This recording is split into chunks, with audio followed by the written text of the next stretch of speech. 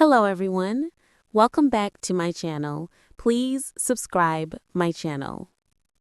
The light in the studio was a familiar, artificial sun.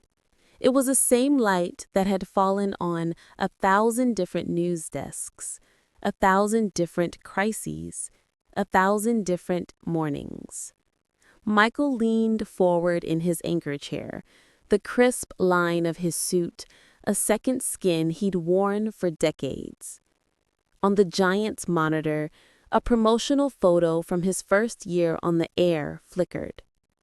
The face was younger, the hair thicker, the smile eager and untested.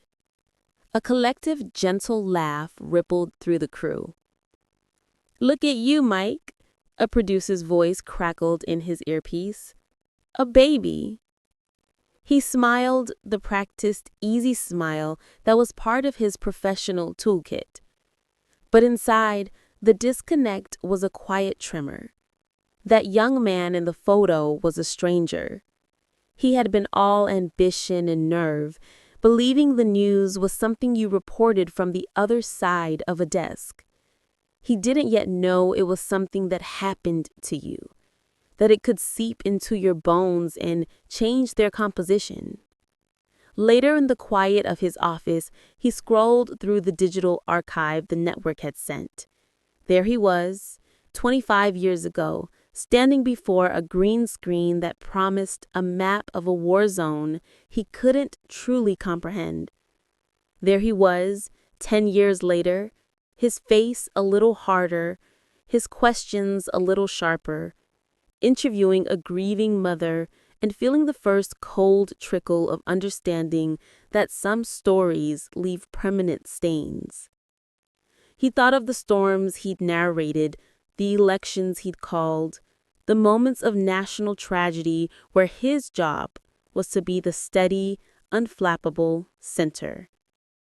He had been a conduit, a vessel for the world's chaos, and he had polished his exterior until it was a perfect, seamless shell.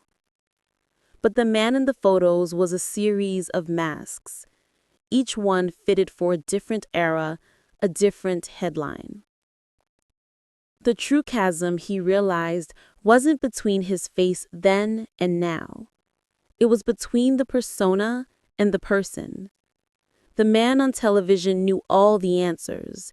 The man off camera was drowning in questions.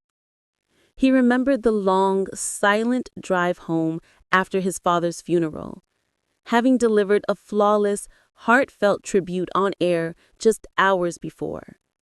He remembered the feeling of sitting in his dark kitchen, the emptiness of the house a stark contrast to the vibrant, communal world he inhabited on screen.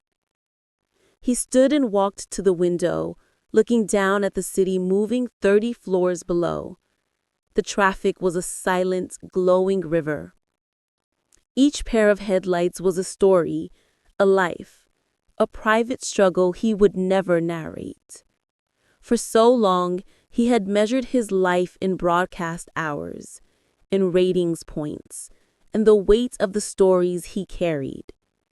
Now, he measured it in the quiet moments in between, the unobserved cup of coffee on a Sunday morning, the unscripted laugh with his daughter, the simple, profound freedom of a walk in a park where no one needed him to be wise or calm or anything other than a man in a jacket, slightly chilled by the wind. He closed the archive folder. The faces of his younger selves disappeared from the screen. He didn't need to see them anymore. They were chapters in the book he was finally closing. The ambition of that first young reporter, the weary cynicism of the mid-career correspondent, the polished crevasse of the veteran anchor, they were all costumes he had outgrown. He picked up his briefcase, a familiar weight. The night crew was arriving, the daily changing of the guard. A young production assistant, her own face full of that familiar, hungry light, waved at him. "Have a good night, Mr. Strahan." He smiled, a real one this time, one that reached his eyes. "You too," he said. "Enjoy the show." He walked out of the studio, the heavy door swinging shut behind him, muting the world of artificial suns and urgent voices. The hallway was quiet. He didn't head for the elevator immediately. He just stood for a moment, breathing in the silence, feeling the comfortable, worn fit of his own skin. The performance was over for the day. The man remained. And he was, at last, perfectly recognizable to himself.